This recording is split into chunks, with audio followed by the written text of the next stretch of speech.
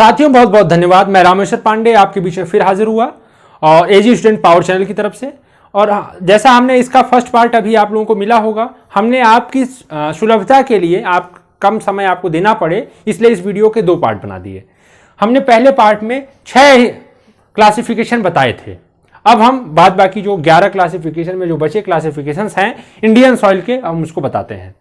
जैसे आपका पीट एंड मार्शलरी सॉइल है, ये ऐसी मृदा है कि जहां पर बहुत ज्यादा पानी भरा हुआ है, दलदली मृदा, जहां आप पैर रखें और आपका पैर घुसता चला जाए और आप फंसते चले जाए। यहां मैंग्रोव टाइप का जो है प्लांट उगता है बहुत अच्छा। मैंग्रोव एक औषधि भी है, इरोजन को रोकता है। समुद्रों के किनारे ऐसे वन पाए जाते हैं, इनको लगाया भी जाता है, गवर्नमेंट इस पे प्रोत्साहन भी दे रही है। हाँ, इस सॉइल के अंदर क्या खासियत है, ब्लू कलर की सॉइल होती है क्योंकि इसके ऊपर क्या एल्गी पाई जाती है, और जहां एल्गी है तो राइजोम्स ज्यादा होंगे। तो ऐसे क्षेत्रों में कहीं कहीं आप देख रहे हैं कि जूट की भी खेती की जा रही है।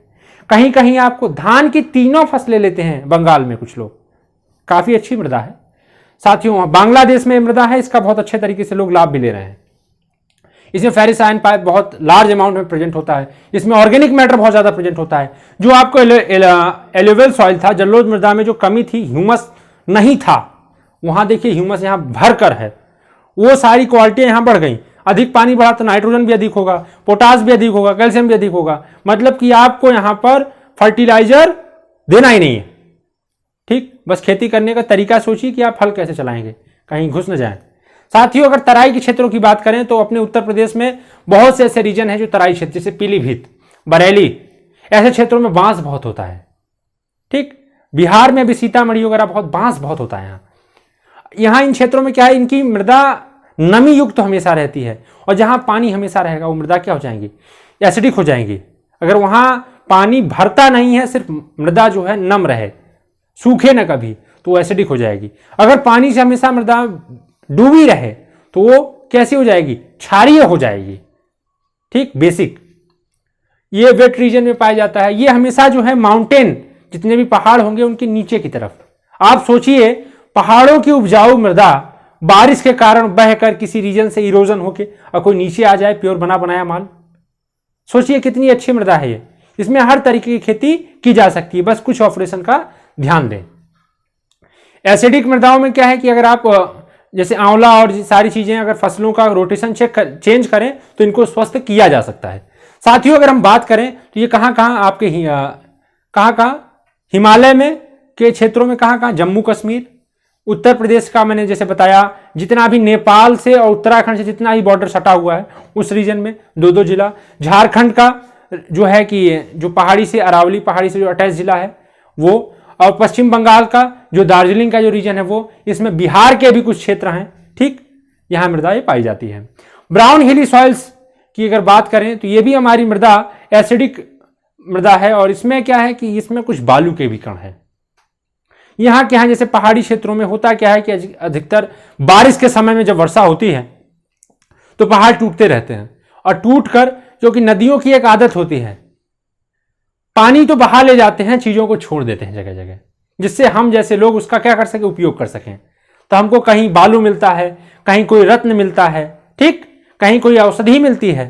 तो ये नदियों का योगदान है। तो मिलता क्या है कि कहीं जो बालू लायक जो टीले हैं, अगर उसमें मृदा की स्थिति है, अगर उसमें कुछ मिट्टी भी है और अच्छे तरीके से मिली हुई है, तो वो क्या बन जाता है, ब्राउन हिल सॉइल बन जाता है। यहां पर क्या है, आपको कुछ साल्टी जैसे चिकनी मृदा होती है। आप देखते होंगे कि नदियों के बीच में, नदियों के किनारे ये मृदा आपको मिल जाएगी बड़े प्यार से। इसको बोलते हैं कि तरी ओरी बोल देते हैं, गांव में कट्ठा बोल देते हैं।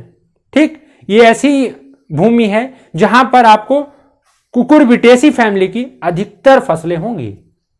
ठीक, इसमें भूमिगत भूमि जैसे आपका रूट क्रॉप्स आसानी से होंगी। इसमें भी आपको फर्टिलाइजर कम यूज करना पड़ेगा। और सब माउंटेन्स अगर की बात करें सॉइल्स की, तो ये एसिडिक सॉइल्स हैं। इनका जो है कि हाई रेनफॉल रीजन्स है, साथ ही साथ इन क्षेत्रों में अधिक वर्षा होगी, और जब अधिक वर्षा होगी तो हमने क्या कहा, वो एसिडिक होगा। वहां अगर पानी की नमी अधिक बनी रहेगी, साल भर नहीं सूखेगा, तो वहां एसिडिक हो जाएगा ऑटोमेटिक, और वहां कलर जब सूखने के बाद कुछ सफेद सफेद आएगा।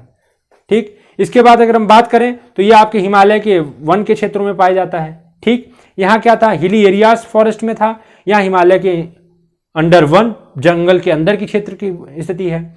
यहाँ क्या है, फ्री फॉर, यहाँ एक केस बनता है अगर लाइम मुक्त रही, अगर वहां पर क्षारीय मृदा CaO से मुक्त रही तो उस मृदा में क्या मिलेगा, बहुत ज्यादा ऑर्गेनिक मैटर मिलेगा। अगर मिक्स रही तो क्या हो जाएगा, न्यूट्रल हो जाएगा या एसिडिक हो जाएगा। ठीक, माउंटेन और ड्राउट अगर इसकी बात करें सॉइल की, तो ये हमारे जम्मू कश्मीर में जितने चरागाह हैं जहां बकरी भेड़ ये सब पाले जाते हैं, जिन क्षेत्रों में, जैसे आपका हो गया ग्वादर पोर्ट वगैरह जो क्षेत्र है जो कश्मीर से के बॉर्डर पे लगा हुआ है, उन क्षेत्रों में ये वन पाए जाते हैं, ये सॉइल्स पाई जाती हैं। इस पर घासें बहुत बढ़िया होती हैं। ठीक, और यहाँ पर घास का वेजिटेटिव मतलब कि इसको बोलते हैं प्रवर्धन ना, घासों का प्रवर्धन बहुत तेजी से होता है इतने बर्फ के क्षेत्रों में। वहां इतने अच्छे तरीके से सॉइल कितनी फर्टाइल होगी, आप सोचिए कि क्लाइमेट के विपरीत भी इसमें उगती हैं घासें। साथियों, हमने अभी आपको 11 पोर्शंस बताए। अब हम बात करते हैं कि ये कंफ्यूज ना हो, मेनली जो हमारी मृदा है वो 7 प्रकार की है। ये भारत में अलग अलग क्षेत्रों के डिस्ट्रीब्यूशन की वजह से 11 हो गई। ठीक, अब 5 जो बढ़ी आप खुद ही नोट कर लेंगे, आपको याद होनी चाहिए। एलुवियल सॉइल मतलब जलोढ़ मृदा। ठीक, ब्लैक सॉइल मतलब काली मृदा, रेड सॉइल मतलब लाल मृदा, और अगर हम बात करें लेटराइट सॉइल मतलब कि आपकी लेटराइट, हिंदी इंग्लिश एक बराबर है। डेजर्ट मतलब कि रेगिस्तानी मृदा, और मैंग्रोव रीजन्स मतलब कि दलदली मृदा आपकी। ठीक, और माउंटेन सॉइल मतलब कि आपकी पहाड़ी मृदा। साथियों, बहुत बहुत धन्यवाद। फिर हम आपको मिलेंगे। जय हिंद, जय भारत।